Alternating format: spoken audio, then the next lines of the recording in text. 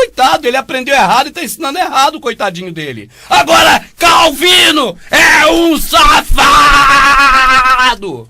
Calvino é um... E eu não respeito nem Calvino, e nem Lutero, e nem Wesley, e nem Moody, e nem Zwinglio, e nem calvinista puritano, e nenhum desses que enfiou as pessoas nesse erro, até esse moço aqui, coitado. Tá aí, errado, enganando, sendo enganado. Olha aí, coitado desse moço, ó. Dado em alimentos, na forma de alimentos no antigo Israel. Por quê? Porque essa era a moeda que eles tinham. Eles não tinham, assim, o real. A moeda era alimento, eles não tinham dinheiro. Mas espera aí, Moisés na lei levítica disse, se estiver longe, vende, troca por dinheiro, vende. Ata o dinheiro em suas mãos e vai até Jerusalém, lá você compra. Como pode, na época que Moisés criou a lei do dízimo, já tinha dinheiro, foi 800 ou mais anos depois de Abraão, que havia comprado ainda um sepulcro para a mulher dele, comprado por dinheiro. Depois que José tinha sido vendido por dinheiro. Isso que José foi vendido e que Abraão comprou um monte de coisa com dinheiro é muito tempo atrás. Aliás, diga-se de passagem, né? Abraão deu dízimo para Melquisedeque. Ele deu algum dinheiro para Melquisedeque? Ele tinha. Tanto que ele comprou um monte de campos para enterrar as pessoas. Pode ler na Bíblia que você vai ver um montão de lugar que ele comprou com dinheiro. Como comprou escravos também com dinheiro. Agora, ele não deu nem um centavo de dinheiro a Melquisedeque. Dízimo não é dinheiro, aquilo tudo é história. Eu já falei que passado agora o moço é equivocado por causa daquele safado, aquele pilantra do Calvino, do Armênio, aquela turma de demônios que mudaram o curso da história e implementaram esse tipo de conceito religioso protestante que engana todo mundo. Aí o moço, coitado, falando aí sem saber. Ele está iludido também pelo sistema. No antigo Israel, por quê? Porque essa era a moeda que eles tinham. Eles não tinham, assim, o real, o dólar, o euro. Eles não tinham a moeda como nós temos hoje. Eles não tinham os dracmas nem os dinários, não. Judas comprou, não foi, vendeu, o sacerdote comprou o Salvador, não foi por 30 dinheiros ordinários, não. Não tinha dracma, não tinha nada. A moeda que eles tinham era comida. Então tinha que trocar comida, amado. A moeda já foi até sal do mar, mas comida plantada, amado, eu nunca ouvi falar que isso foi moeda, para poder a pessoa dar para o sacerdote no lugar do dinheiro. E hoje tem dinheiro, não vai dar comida, dá dinheiro. Não tem que dar nada, não tem mais sacerdote hoje. Está escrito bem claro que foi mudada a lei, muda-se também o sacerdócio. O sacerdócio hoje é eterno, é o sacerdócio do Salvador. Não tem mais sacerdote, vou entregar a quem? Se tinha que entregar o levita sacerdote, somente o sacerdote, você viu agora, tem direito a tomar o dízimo, que era a ceifa, a colheita. Agora não tem mais colheita, então não vai contar mentira. Isso é muito feio. Na época de Moisés, então o dízimo tinha que ser dado de produtos agrícolas mesmo. Na época de Moisés não tinha dinheiro, cara. Em Levíticos está escrito bem claro que a pessoa tinha que vender. Se vendesse parte da colheita, tinha que acrescentar mais 5%. Dar 15%, quinta parte. Dar a 15ª parte. Porque a pessoa vendeu uma parte por dinheiro. Como não tinha dinheiro, cara? Se Moisés, se Abraão comprou escravos por dinheiro. Agora, no Novo Testamento nós percebemos claramente, porque a Bíblia é uma coisa só, né? Nós não separamos Velho e Novo Testamento. São apenas nomes que são dados para repartir os livros, né? Que foram escritos antes e depois de Cristo, para nós entendermos que alguns livros vieram antes, outros depois, mas na Bíblia, a Bíblia é uma só. Em Lucas 21, 1 a 4, vamos ver o que ele vai falar. Mateus 23, 23, nós percebemos claramente o princípio do dízimo e percebemos que o princípio das ofertas, que também se aplica ao dízimo, porque a Bíblia não separa dízimo e oferta. Quando Malaquias 3, 8 e 9 afirma que o ser humano estava roubando a Deus...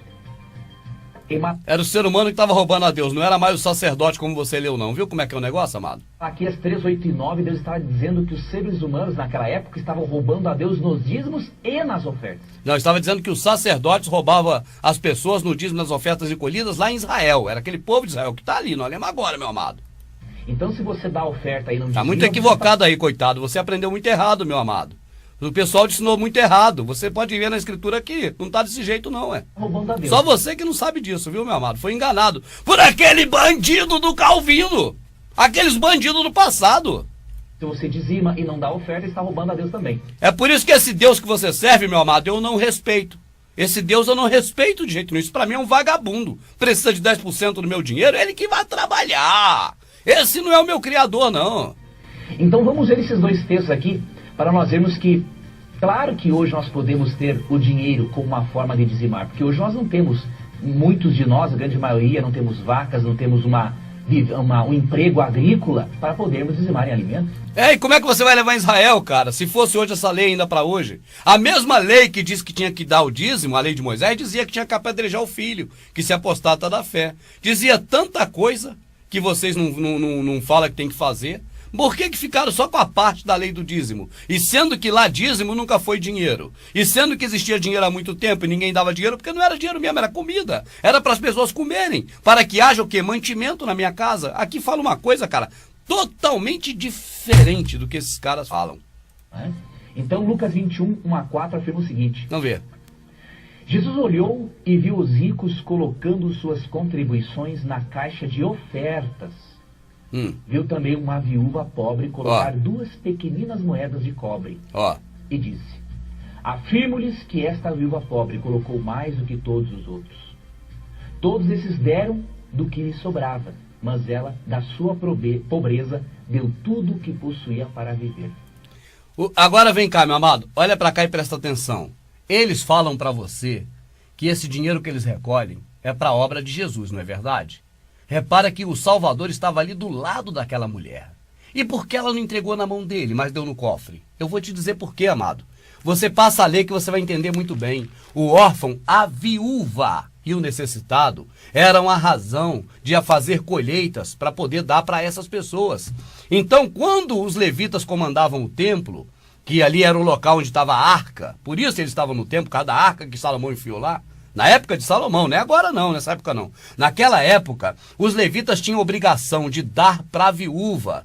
Nessa época que o Salvador testemunhou isso, e a mensagem que ele passa ali é da bondade da viúva. O que ele quer ressaltar ali é que a viúva era bondosa de coração. Ele não quer ressaltar que ela tinha obrigação de dar e estava dando não, conforme esse moço está apontando não. Era a bondade dela. Agora, o que acontecia na prática naquele momento era o seguinte, eu quero que esse moço aí me prove que eu estou errado ou qualquer outro. Aquele povo que estava ali, comandando o processo religioso, era o povo que matou o Salvador. Eram os inimigos dele que administravam os templos. Eles não eram levitas, eram os judeus que tinham sentado indevidamente na cadeira de Moisés, que era levita, conforme o Salvador denunciou. Aquele templo que estava ali não era o templo nem de Salomão, quanto mais do Criador, que nunca foi. Era o templo feito por Herodes, com mármore, ouro e pedra preciosa. Pode ler que está escrito assim no próprio Lucas, o templo era feito de mármore, ouro e pedra preciosa. Aquilo que estava ali era uma enganação, tanto que a obrigação do povo era ajudar as viúvas, e a viúva é que estava ali dando dinheiro. Isso é contrário a tudo que tem na Escritura, meu amado, do começo ao fim. A viúva dá dinheiro é o contrário de tudo. Você viu quando nós lemos há poucos dias Isaías dizendo, não defende a causa da viúva. Entende? A causa da viúva é ajudar ela. A verdadeira religião é ajudar o órfão, a viúva e o necessitado. A viúva estava ali sendo enganada. Mas quem enganava a viúva? Esse mesmo tipo de grupo que esse homem pertence, que é o sistema religioso. Então eles fazem tudo o contrário. Porque, na verdade, tinham que dar à viúva, mas nem eram os judeus. Eram os levitas. Só que naquele tempo, os levitas já tinham sido chutados para Samaria. Estavam marginalizados. E a Judéia estava dominada por benjamita e judeu. Logo depois disso, chutaram também os benjamitas, ficou só judeu. A prova é que ficou só judeu, amado, é que hoje, quando você ouve falar em Israel, tem outra tribo em Israel a não ser judeu? Judá? Não, só tem Judá. Só judeu, cadê as outras tribos? Eles baniram todo mundo. Então foi um tipo de corrupção que foi se alastrando, aumentando, até chegar no que chegou hoje, onde Israel é constituído de uma só tribo, mas era 12.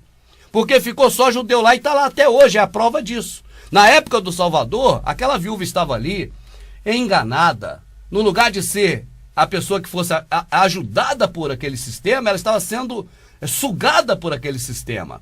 Isso eles não vão falar nunca, mas você vai ver que é isso que acontece quando você lê a Escritura por inteiro e não um pedaço. Quando você lê tudo, você vai ver que a viúva tem um direito de receber o que as pessoas contribuíam. Afinal de contas, para que se contribuía? Na época do Salvador, não era da época de Malaquias, e antes, na época de Moisés, não era para que tivesse alimentação no grupo, na família de Israel, na casa do Criador, que é Israel? Não era para poder ter comida lá? Como é agora que a viúva vai dar? Ela tem que receber, porque a viúva é quem ia receber essas comidas, era para ela mesmo. Só que ela estava enganada ali. Mas aí o sistema usa esse tipo de passagem para dizer que tem que dar dinheiro porque a viúva deu. Ela deu, amada, porque ela estava enganada, igual você que dá. Esse é o problema. Olha que coisa bonita. Aqui, Jesus fala que o mais importante para Deus não é a quantidade do dinheiro, mas a qualidade do adorador. Qualidade do adorador, adorar dando dinheiro. Ele está já mudando outras coisas de adoração que não é nada disso. A viúva, se fosse para dar para a obra do Salvador, ela teria dado na mão dele porque ele estava do lado dela. Será que ele aceitaria? Será que ele aceita hoje dinheiro? Ele é mamon? Ele é o quê? Né? Então, ela deu no cofre do templo, porque aquele templo foi feito por Herodes, em acordo com os judeus, para poder manter as coisas tudo tranquilo ali e não causar problema para Roma. Aquilo ali era uma camarilha, aquilo ali era um acordo político, aquilo ali era uma safadeza. Aquele templo ali, o Salvador falou dele: pedra bonita nesse templo, meu discípulo, não restará nesse lixo, pedra sobre pedra que não será derrubada. Então o Salvador via aquele lixo ali como lixo, o que aquilo era, um lixo, aquele templo. Tanto que o próprio Criador mandou destruir o templo de Salomão. Tanto que aquele próprio templo não existe hoje. Se aquele templo fosse a casa de Deus, que Deus vagabundo é esse, né, cara? O Deus daquele templo, eu não respeito, é um Deus vagabundo que não cuidou nem da casa dele. E por que eu falo isso? Porque eu tenho aqui na Escritura escrito: o Criador do céu e da terra não habita em templo feito por mão de homens, seja pela mão de Salomão ou de Herodes. Aquilo ali não era a casa dele. O filho do homem não tinha nem onde reclinar a cabeça. Como é que era o templo, era a casa dele, se o Salvador não tomava conta do templo? Se aquilo fosse casa do pai dele, ele estava lá, dirigindo. Não! Os caras que mataram ele foram os que estavam lá dirigindo aquela bagunça, tomando o dinheiro da viúva que era para estar recebendo. Isso é revoltante!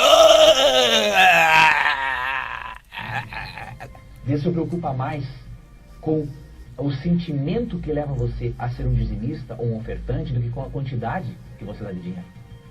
E Deus aceitou essas 2 moedas da viúva pobre. E essas aqui... Deus aceitou moeda? Deus mendigo!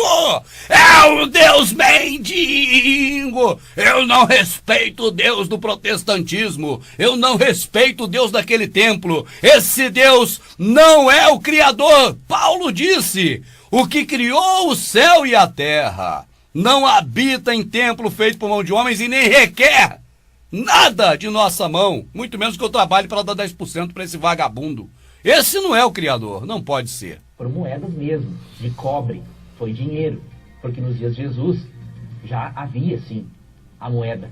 É sim, meu amado, e no tempo de Abraão não existia não, tá? Aquilo ali tudo é mentira que tá ali atrás. Eu vi ali 7 páginas ali que eu nem quis ler mais, de que eu não aguento mais, tô vomitando aqui nesse lixo. E em Mateus 23, 23, você percebe Cristo ordenando aos fariseus que eles deveriam dar o dízimo, né? E nos dias de Jesus haviam moedas, tanto que ele... Ordenando que ele devia dar o dízimo. Ele, rapaz, o Salvador está preocupado com o dinheiro, ele fala: faça essas coisas, sem omitir as principais. Entende? Então ele diz para poder dar o dízimo, mas sem omitir. Ele está ordenando que dê dízimo algum. Quem é ele para ordenar, cara? O Salvador lá para vocês era só lixo. Vocês fizeram dele lixo. Vocês fizeram daquele grande homem, filho do Criador, uma maldição pregada no madeiro, segundo o que se disse Saul. Então vai falar o que disso, cara? Que ele ordenou que desse dízimo algum? Ele só disse para aqueles hipócritas, ele estava xingando os caras, lê direito. Contou ali em Lucas 16 a parábola da moeda perdida, ou as dracmas perdidas. Então quando Cristo em Mateus 23, 23 fala que deve se dizimar, ele está sim se referindo às moedas, porque haviam naqueles dias já as moedas. Caraca, foi bem claro, falou: dai o dízimo do endro e do cominho. Faça essas coisas, dá o dízimo do endro e do cominho, não falou nada de moeda. Rapaz... Sinceramente, cara,